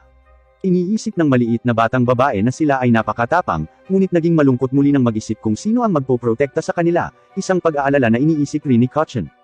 Samantala, pabalik kay Ziying, nakuha niya ang elevator code mula sa sekretarya. Binalaan siya ng sekretarya na baka hindi na siya makabalik ng buhay. Gamit ang elevator, narating ni Ziying ang isang malaking madilim na silid kung saan matatagpuan ang core. Habang papalapit siya sa core, hindi niya namamalayang nagtitrigger siya ng motion sensor, na nagseset ng malakas na alarm sa buong kwarto. Ina-activate din ito ang isang malaking protection na robot na bumababa mula sa kisame. Mabilis na kumilos si Ziying at nagawa niyang iwasan ito, na napagtanto na maaaring hindi ganoon kadali ang mga bagay. Sa lungsod, ang mga tao ay tumatakas sa takot habang umuulan ng apoy. Nagtatrabaho sila upang iligtas ang mga nasugatan at naghahanap ng kanlungan mula sa nasusunog na mga bato. Ipinagpatuloy ng apoy na demonyo ang kanyang walang humpay na paghahanap sa mga celestial na nagtatago sa loob ng lungsod. Sa isang flashback, naalala ng apoy na demonyo kung paano niya nakilala ang kanyang asawa nang pigilan nito ang pagtatangka ng isang magnanakaw na magnakaw sa isang tren. Kalaunan ay umibig sila at nagbahagi ng magagandang sandali na magkasama. Sa huli, nagpakasal sila. Pagkalipas ng ilang buwan, kumalat ang balita ng pagsalakay ng Demon King, nag-aalala ang kanyang asawa sa kaligtasan ng kanilang lungsod, ngunit tiniyak niya sa kanyang asawa na ito ay isang neutral zone na protektado ng Celestial Realm. Ngunit nakalulungkot, pagkaraan ng ilang araw, isang meteor shower ang tumama at isang napakalaking pagsabog ang pumatay sa kanyang asawa habang ito ay nasa kanilang tahanan. Sa kasalukuyan, ang demonyo ay nahaharap sa pinagsamang pag-atake ni Xiaobo at siya. Kinarangan niya ang kanilang mga pag-atake at gumanti sa pamamagitan ng paghahagis ng mga bowl ang apoy, ngunit napigilan sila ni siya gamit ang isang ice spell. Ipinagpatuloy ni Xiaobo ang kanyang walang humpay na pag-atake, ngunit ang demonyo ay mahusay na nagpapalihis sa mga energy projectiles na inilulunsad niya. Ang demonyo, na nagngangalit sa galit, ay tinawag silang mga huwad na Diyos na ikinalilito ni siya. Ang demonyo ay patuloy na nanunumpa na ibabalik ang sakit na idinulot ng mga Diyos ng 100 ulit, na nagpakawala ng malakas na agos ng apoy. Nagpatawag si siya ng ice barrier na halos hindi na makapigil sa pag-atake bago tuluyang masira. Sa hindi inaasahang pagkakataon, bumaba mula sa langit ang ginintuang staff ni Kachan, na lumikha ng isang proteksyon na simbolyo sa paligid ng kanyang mga kaibigan. Si Kachan mismo ang dumating, na ikinagulat ng demonyo. Ang demonyo, gayunpaman, ay nalulugod na makita ang isang makapangyarihang tao sa harap niya. Nakiusap si Kachan sa demonyo na huminto, na itinuturo na ang mga inosenteng tao sa lungsod ay nagdurusa dahil sa kanyang mga aksyon. Biglang napagtanto ng demonyo ang paghihirap na idinudulot niya sa mga inosenteng tao at pamilya. Ipinaalala sa kanya ni Kachan na ang pagpapatuloy sa landas na ito ay magreresulta sa ganap na pagkawasak ng lungsod, na gagawin nitong mga guho, na halos katulad 100 taon na ang nakalipas. Tinanong ni Kachan ang demonyo kung bakit siya nagkakaganito. Ibinahagi ng demonyo ang isang trahedya na kwento mula sa kanyang nakaraan sa pamamagitan ng isang flashback. Noong nakaraan, siya ay malubhang nasugatan at desperadong hinahanap ang kanyang asawa sa gitna ng mga guho. Sa wakas ay natagpuan niya itong nakabaon sa ilalim ng isang tumpok ng mga bato, ngunit sa kabila ng kanyang pagsisikap, hindi niya ito mailigtas.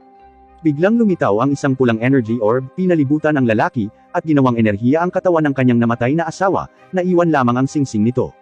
Sa kasalukuyan, ibinunyag niya na mula noong sandaling iyon, naniniwala siyang ang layunin niya ay maghiganti laban sa angkan ng mga Diyos. Tinanong niya si Kachin kung naniniwala siya na siya ang naghagis ng meteorite ng apoy sa lungsod, at nagmumungkahi, na si Kachin ay magtanong sa kanyang immortal na mga kaibigan tungkol sa kung ano ang tunay na nangyari. Tumingon si Kachin kina Xiaoba at siya, humihingi ng paliwanag. Ikinwento ni siya na 100 taon na ang nakalilipas, noong panahon ng digmaan, tinangka ng Demon King na sirain ang Immortal Palace gamit ang Fire Meteorite. Upang protektahan ang palasyo, nagtayo sila ng isang protection na barrier, na nauwi sa pagbabago sa tilapon ng meteorite, na naging dahilan upang mahulog ito sa mas mababang kaharian, sa kalaunan ay dumaong sa Fire City. Nagulat si Kachin sa paghahayag na ito. Ang apoy na demonyo ay patuloy na iginiit na ang mga Diyos ay mapagkunwari, na sinasabing nagpapanggap sila na gustong iligtas at protektahan ang mga tao, ngunit hindi natatakot na isakripisyo ang mga tao upang iligtas ang kanilang sarili. Ang mga salita ng demonyo ay labis na bumabagabag kay Xiaoba at siya. Humingi ng tawad si siya sa kanilang pagkakamali noon, ngunit hindi pa tapos ang demonyo. Naglulunsad siya ng bowl ang apoy kay Xiaoba. Si Kachin ay nananatiling hindi gumagalaw sa isang sandali, ngunit tumugon sa tamang oras upang gamitin ang kapangyarihan ng kanyang staff, na lumikha ng isang ginintuang barrier upang protektahan si Xiaoba mula sa pag-atake. Sinabi ng demonyo kay Kachin na siya ay nasa maling panig, ngunit tumugon si Kachin sa pamamagitan ng pagpapaliwanag na kung ang lungsod ay muling mahulog sa kapahamakan dahil sa paghihiganti, hindi siya magiging iba sa mga mapagkunwari na Diyos na gustong sirain ng demonyo. Kahit na nagawa niyang talunin ang lahat ng mga Diyos, hindi nito maibabalik ang nakaraan, at ang puot sa kanyang puso ay magdadala lamang ng higit pang mga trahedya sa lungsod. Hinihikayat ni Kachin ang demonyo na gamitin ang kanyang kapangyarihan upang iligtas ang lungsod at ang mga tao nito. Ang mga salitang ito ay malalim na sumasalamin sa demonyo, ngunit ang kanyang mapaghiganti na mga saloobin ay nagpabago sa kanya bilang isang napakalaking halimaw na parang lobo. Ibinahagi ng demonyo ang kanyang sinumpaang panunumpa na patayin ang lahat ng angkan ng mga Diyos para sa pagsasakripisyo sa kaluluwa ng kanyang asawa at naghatid ng malakas na suntok kay Kachin. Sa kabila ng pagharang nito gamit ang kanyang staff, ang lakas ng suntok ay nagpapalipad kay Kachin, na bumagsak sa isang gusali. Samantala, natalo na ni Ziying ang Guardian Robot ng madali at tumungo sa artifact. Sinusubukan niyang kunin ito gamit ang kanyang mga sinulid, ngunit nag-freeze ang mga ito kapag nadikit sa core coolant, at isang alon ang nagmumula sa device, na nakalilito kay Ziying. Bumalik sa lungsod, nakaligtas si Kachin sa suntok, gamit ang kanyang staff para sa suporta laban sa gusali at lumikha ng isang proteksyon na kalasag upang mabawasan ang impact. Gayunpaman, napaluhod siya dahil sa pagod. Habang papalapit sa kanya ang demonyo sa kanyang napakahayop na anyo, hiniling niya na sumuko si Kachin, ngunit hindi pinansin ni Kachin ang pakiusap at, sa matinding pagsisikap, na kaya niyang tumayo, nakasandal sa kanyang tungkod. Nakagalit ito sa nilalang, na malapit nang maglunsad ng napakalaking bowl ang apoy mula sa bibig nito, ngunit huminto nang nakaramdam ito ng pagdagsa ng enerhiya mula sa core coolant. Parehong gamaan ang loob ni Kachin at ng kanyang mga kaibigan nang makita ang pagtaas ng enerhiya mula sa core coolant, na nagpapahiwatig na natapos na ni Ziying ang kanyang bahagi ng misyon. Tubos nitong ikinagalit ang demonyo, na naglulunsad ng napakalaking bowl ang apoy, na nagdulot ng napakalaking pagsabog. Mabilis siyang umalis para harapin si Ziying. Si Xiaoba at ang mga Celestial ay hindi nasaktan dahil sa protection na barrier ni Kachin na humaharang sa pag-atake. Bagamat nasasaktan si Xiaoba at napaluhod, pinilit ni Kachin na harapin ang demonyo upang matiyak ang kaligtasan ng iba. Nagpasya si siya na tulungan si Kachin at lumikha ng teleportation spell, dinadala siya sa kinaroroonan ni Ziying. Si Xiaoba, sa kabila ng kaunting pagkabalisa, ay naiintindihan ang pangangailangan ng kanilang mga aksyon at napanatag ang loob ng mga salita ni siya, alam na iniligtas sila ni Kachin at maaari na ring iligtas si Ziying. Sa core chamber, nagtatago si Ziying habang ang isa sa mga dingding ng silid ay winasak ng isang demonyong nakabaluti. Nasaksihan niya ang paghawak ng demonyo sa core gamit ang kanyang nakabaluti na kamay. Sa sandaling iyon, lumitaw ang apoy na demonyong hayop, na hinihiling na palayain ng nakabaluti na demonyo ang bato. Ang nakabaluti na demonyo ay nalulugod na lumitaw ang apoy na demonyo, na nagligtas sa kanya ng problema sa paghahanap. Ang dalawang demonyo ay nasangkot sa isang matinding labanan, na naging sanhi ng pagyanig ng silid at pagbagsak ng mga bato. Halos madurog si Ziying ng nahuhulog na bato ngunit nagawa niyang manatiling nakatago. Habang tumatagal ang labanan, ipinahayag ng unang demonyo na hinahanap niya ang bahagi ng Diyos ng digmaan sa loob ng demonyong halimaw. Nag-transform siya sa isang minotaur at dinaig ang apoy na hayop, nakuha ang fragment ng espiritu mula sa loob. Dumating si Kachan, pinalawak ang kanyang staff upang sirain ang kahon na may hawak na fragment at hinihigop ang kapangyarihan nito. Sinubukan ng demonyo na salakayin si Kachan gamit ang isang palakol ngunit naligtas ni Zing, na nagdala sa kanya palayo. Napagtanto ng demonyo na hindi niya kayang bitawan ang staff ni Kachan kahit na nakabitaw na si Kachan, kaya nagpasya siyang putulin ang kanyang sariling braso upang maiwasang mahigop nito. Susunod, nag-teleport siya, iniiwan ang lugar na nangangakong babalik. Gayunpaman, ang paparating na epekto ng meteorite ay banta pa rin sa lungsod. Sinabihan ng apoy na demonyo si Kachan na basagin ang core coolant, at si Kachan, gamit ang kanyang staff, ay sinira ang core coolant, na nagpakawala ng malakas na ice wave na nag-yellow sa lahat ng bagay sa landas nito at nagpapalamig sa meteorite. Nabasag ito sa gitna ng hangin, bumabagsak pabalik sa lupa bilang nyebe. Ang apoy na demonyo, na minsang naghiganti, ay humawak sa singsing ng kanyang asawa at nananagoy sa hindi pagtupad sa kanyang pangako. Sa kanyang mga huling sandali, nakita niya ang isang pangitain ng espiritu ng kanyang asawa, na kumo-comfort sa kanya sa pagtulong sa pagliligtas sa lungsod bago siya pumanaw. Nang makitang nalutas na ang banta, si Kachan, pagod, nahimatay, at nasalo siya ni Zing bago siya bumagsak sa lupa. Kinabukasan, inayos ang lahat sa Fire City, at nagpa siya hanggang na magtungo sa isa pang desyerto na lugar upang makahanap ng sobrang espesyal na ilog na tinatawag na Shaxi River. Ang ilog na ito ay parang magic, nakakapagpahilam ito ng mga sugat ng mga tao. Sinabi ni Xiaoba kay Zin na ito lang ang makakapagpabuti sa kanyang pinsala. Si Zin, kahit nasasaktan siya, matigas ang kilos niya at ayaw magpahinga. Ngunit pagkatapos, napagtanto niyang mas nasaktan siya sa inaakala niya. Sinisikap ni Zing na patahimikin siya sa pamamagitan ng pagsasabi sa kanya na gusto niya ang mga malalakas at matatapang na lalaki, ngunit nakakalungkot kung mas masasaktan siya. Sa wakas ay bumigay si Zin at nahiga ang ulo sa kandungan ni Zing. Ngayon, sinimulan na ni Kachan ang pagbibigay pansin kay siya. Seryoso siya, at pinasalamatan siya ni Kachan sa pagtulong kay Zin sa Fire City. Ngunit sinabi lang ni siya na hindi ito malaking bagay at pumunta upang suriin ang isang bagay. Nang malapit na sila sa susunod na nayon, napansin nilang parang walang laman. Iniisip ni Kachan na baka ito ay tulad ng Fire City, desyerto dahil sa labanan sa pagitan ng mga Diyos at mga demonyo ilang taon na ang nakalipas, ngunit sinabi ni siya na hindi iyon. Biglang huminto ang sasakyan dahil sa problema sa kuryente, at si siya ang bahala na ayusin ito. Sa sandaling iyon, kinausap ni Zin si Xiaoba tungkol sa kung paano naging kakaiba si siya. Hindi ito sineryoso ni Xiaoba, at sumang-ayon si Kachan na tila nag-aalala si siya. Sinabi sa kanila ni Xiaoba na ang lugar ng disyerto ay may mahahalagang bagay sa buhangin, at ang lungsod ay dating masigla at maraming tao. Doon nakapwesto ang hukbo ni siya para sa isang misyon, at hindi na gustong bumalik ni siya dahil sa isang kalunos-lunos na pangyayari, kaya hindi na sila babalik doon kung hindi dahil sa mahiwagang ilog. Ngunit nang lumingon si Xiaoba, nakita niyang nagtatawanan sila, kumakain ng pakwan, at hindi nakikinig. Naiinis siya dahil sa tingin niya ay hindi nila sineseryoso ang isyu at hindi na raw niya sasabihin sa kanila ang tungkol kay siya. Sinusubukan nilang hulaan ang kwento na nagmumula sa kanilang sariling mga kakaibang teorya, na nagpapagalit kay Xiaoba. Sinabi sa kanya ni Zin na akala niya ay hindi gusto ng mga immortal ang mundo ng mga tao, ngunit tila si siya ay isang tao rin ng karakter, kaya dapat siyang suportahan ng magkapatid. Gayunpaman, sinabi sa kanya ni Xiaoba na huwag maging napakayabang. Pagkatapos ay sinabi ni Zin na kakausapin niya si siya para maibahagi niya ang kanyang nararamdaman, at sa kabila ng hindi pagkakasundo ni Xiaoba, nakumbinsi siya ni Zing na hinayaan niya silang pag-usapan ito ni siya. Pumunta si Zin kay siya at nag-alok na tumulong, ngunit mukhang medyo malayo si siya at sinabing hindi niya kailangan ng anumang tulong. Sinabi ni Zin kay siya na hindi niya kailangang hawakan ang lahat ng mag-isa at magkaibigan sila, para masabi niya sa kanila ang anumang bagay. Sa isang punto, iniisip nila na gusto ni siya na magtapat sa kanila, ngunit inihayag ni siya na ang kristal ng kapangyarihan ng sasakyan ay nasira, at iyon ang dahilan kung bakit hindi makagalaw ang sasakyan. Kailangan niyang kumuha ng kapalit na mga kristal mula sa isang abandonadong minahan sa malapit. Iminumungkahi ni Zin na sumama sa kanya, ngunit pinilit ni siya na mag-isa. Ipinaalala kay Zin na hindi pa siya ganap na gumaling, at maaaring mapanganib ang minahan. Patuloy na nagtutulak si Zin, at biglang naging malamig ang reaksyon ni siya, tinulak ang kamay ni Zin at sinabihan siyang isipin ang sarili niyang negosyo, na ikinagulat ng magkapatid dahil hindi naman ganoon si siya. Mamaya sa barko, nag-aalala si Kachan dahil hindi pa bumabalik si siya, at tinanong niya si Xiaoba kung mahahanap nila siya. Huminto si Zin at sinabing si siya ay isang Diyos, kaya walang maaaring mangyari sa kanya, ngunit hinuhusgahan rin niya si siya. Sinubukan ni Kachan na ipaunawa kay Zin na sinusubukan lang ni siya na protektahan sila sa pamamagitan ng paghiling sa kanila na huwag sumama. Ngunit si Zin ay hindi nakikinig at patuloy na nagsasabi ng mga negatibong bagay tungkol kay siya. Napag-alitan siya ni Xiaoba at sinabihan siyang tumahimik kung wala siyang alam tungkol kay siya.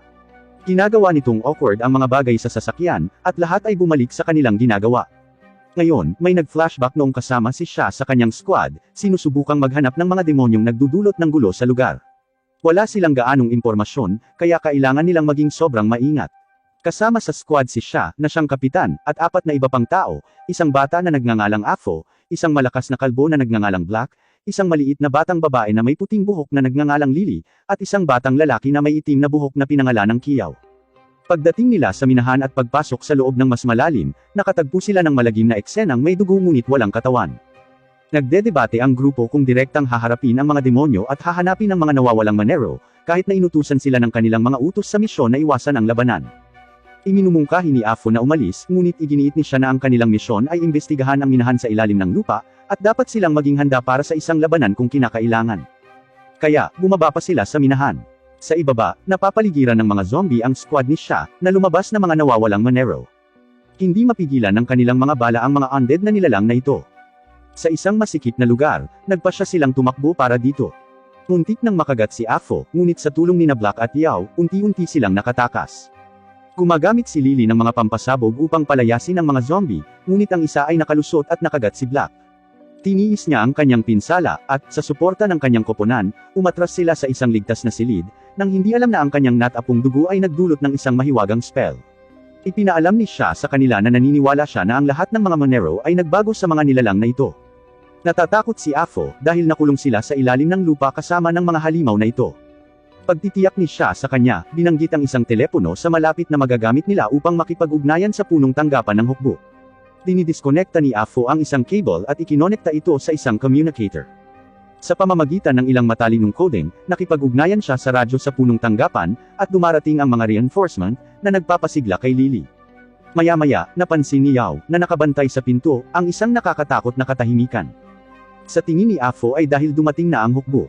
Gayunpaman, may isang bagay na hindi inaasahang tumagos sa dingding at tumapos kay Afo, na nagpapakita ng sarili bilang isang hayop na umaani ng bangkay. Samantala, isinalaysay ni Xiaobo ang kwentong ito sa iba pang grupo, dahil kailangan nilang maunawaan ang nakaraan ni Sha. Naalala ni Zin na binanggit ng kanyang ama ang nakakatakot na nilalang na ito mula sa kaharian ng demonyo na kumakain ng mga bangkay at immune sa mahika. Ipinaliwanag ni Xiaobo na ito ay isang nilalang na naninirahan sa pinakamadilim na sulok ng kaharian ng demonyo. Ito ay palaisipan kay Zin, na nagtataka kung bakit ang ganoong nilalang ay nasa minahan. Binanggit ni Xiaobo na pagkatapos ng digmaan sa pagitan ng mga Diyos at mga demonyo, lahat ng halimaw ay ikinulong ng mga immortal. At ang mga daanan patungo sa kaharian ng demonyo ay sinelyuhan, na ginagawang imposible para sa mga halimaw na malayang gumala. Para malaman ang higit patungkol sa nangyari sa grupo ni Sha, humingi ng karagdagang detalye si Kochen. Nang ipagpapatuloy ni Xiaobo ang kwento, nahanap ng sasakyan ang posisyon ni Sha sa loob ng minahan. Bumalik sa minahan, nakadiscover si Sha ng kakaibang tanawin, isang malaking magic circle sa lupa.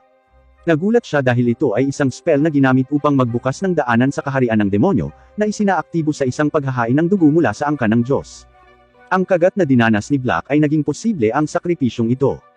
Sa sandaling iyon, napagtanto ni Sha kung bakit sinalakay sila ng hayop na umaani ng bangkay ng mas maaga, ang kanilang presensya ay nagpapahintulot sa sakripisyo na mangyari. Biglang, muling lumitaw ang hayop na umaani ng bangkay, at si Sha ay nag-charge ng mahika sa kanyang mga kamao, na lumikha ng 2 talim ng yelo. Sa pagpapatuloy ng flashback ng nakaraan, si Sha at ang kanyang kaibigan na si Kiyaw ay patuloy na nakikipaglaban sa nakakatakot na nilalang, ngunit nasugatan nito si Kiyaw. Sinubukan ni Sha na pagalingin ang kanyang kaibigan, ngunit iginiit ni Kiyaw na dapat tumakas si Sha at kumpletuhin ang misyon, dahil ang iba ay nahulog sa halimaw. Sa kabila ng pakiusap ni Kiyaw kay Sha na bumalik sa punong tanggapan, tumanggi si Sha at hinarap ang nilalang. Sinusubukan niyang gambolain ito sa ilang mga pag-atake ngunit sa huli ay natalo siya ng pagkahapo. Napagtatanto ang kawalang kabuluhan ng laban, si Sha ay malapit ng patayin ng nilalang, ngunit isinakripisyo ni Kiyaw ang kanyang sarili upang iligtas si Sha. Sa kasalukuyang araw, nagising si Sha sa isang surreal na puting espasyo na napapalibutan ng kanyang mga dating kasamahan sa koponan. Nakaramdam siya ng matinding kalungkutan dahil sa hindi niya magawang protektahan ang mga ito at naniniwala siyang hindi siya karapat-dapat na maging kapitan ng kanilang koponan. Gayunpaman, iba ang sinasabi sa kanya ng mga ilusyon ng kanyang mga kaibigan, na nagsasabi na siya ang pinakamahalaga dahil hindi niya sila pinabayaan hanggang sa huli. Nagsisisi pa rin si Sha na hindi niya magawang ipaghiganti sila, ngunit sa sandaling iyon, lumitaw si Kiyaw at ipinaalala kay Sha ang kanyang misyon, ang tuklasin ang katotohanan sa likod ng spell sa underground mine. Hinihimok siya ni Kiao na huwag sumuko, alang-alang sa mga kaibigan na mayroon siya ngayon na mga ngailangan sa kanya. Narinig ni siya ang kanyang pangalan at nagising muli, sa pagkakataong ito ay bumalik sa realidad, kasama si Kotchen sa kanyang tabi. Ipinaliwanag ni Kotchen na nakita nila ang kanyang posisyon sa pamamagitan ng sasakyan at sumugod doon nang may napansin silang kakaiba. Nang bumangon si siya, nakita niya ang natitirang grupo na nakaharap sa halimaw, at sa kabila ng mga putok ng kanya ni Xiaoba, ang halimaw ay nananatiling hindi napigilan. Hiniling ni siya kay Kotchen na gamitin ang kanyang ginintoang barrier upang protektahan ang iba. Napagtanto ni siya ang intensyon na isakripisyo ang sarili para sa kanyang mga kaibigan, sinubukan siyang pigilan ni Kotchen. Pinipilit ni siya na hindi na siya mawawalan ng kahit sinong mahalaga sa kanya kahit kailan. Habang nakikipaglaban ang halimaw sa grupo, pinalipad silang lahat, nilapitan ni siya ang halimaw at nagsimulang mag-spell, inutusan si Kotchen na i-activate ang barrier. Gayunpaman, isinaaktibo din ni Kotchen ang protection na barrier sa paligid ni siya, na pumipigil sa kanya na isakripisyo ang kanyang sarili. Ipinaliwanag ni Kotchen na ayaw niyang mawala ang sinuman sa kanyang mga kaibigan.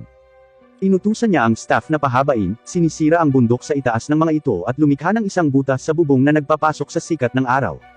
Ang nilalang, na hindi makayanan ang liwanag, ay nagwatak-watak, at ang lahat ay nakahinga ng maluwag na lumitaw na matagumpay. Bago umalis, ginamit ni siya ang mga piraso ng mineral upang lumikha ng isang marangal na libingan para sa kanyang mga nawala na dating kasamahan. Ipinangako niyang aalamin niya ang misteryo kung sino ang lumikha ng spell para makapagpahinga ang kanilang mga kaluluwa sa kapayapaan. Nangako rin si siya na protektahan ang kanyang mga bagong kasama sa kanyang sariling lakas, tulad ng minsang pagprotekta sa kanya ng mga dati niyang kasama. Bumalik sila sa sasakyan upang ipagpatuloy ang kanilang paglalakbay.